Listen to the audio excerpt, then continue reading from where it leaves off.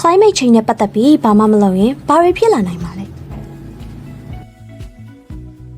အပူချိန်မြင့်တက်လာပြီးတော့အပူလိုင်းတွေပုံမှုဖြစ်ပွားလာတယ်ဒါတော့ငါတို့ဂယုမဆိုင်ပဲနေမိတုံပဲတဘာဝဘေးအနေတွေပိုဖြစ်လာပြီးတော့တတဝါတွေရဲ့မျိုးတုံးအနေတွေပုံမှုပြင်းထန်လာတယ်ဒါတော့ငါတို့လိလူရှုထားမယ်ဆိုရင်လေတုကပုံမှုအစိတ်တင်လာပြီးတော့ယောဂတွေအဖြစ်များလာကြတယ်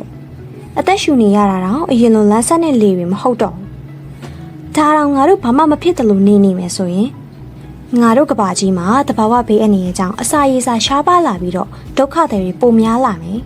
ပင်လယ်သမုဒ္ဒရာကြီးတွေကာဗွန်ဒိုင်အောက်ဆိုက်ဆုပ်ယူမှုများလာပြီးတော့ပင်လယ်သတ္တဝါတွေကိုအနေရဖြစ်လာမယ်ပင်လယ်ရေမျက်နှာပြင်မြင့်တက်လာပြီးတော့ငါတို့ရဲ့ကုန်းမြေတွေနစ်မြုပ်လာမယ်ဒါတော့အခုဒီဘာမှမလုပ်ပဲနေကြတော့လား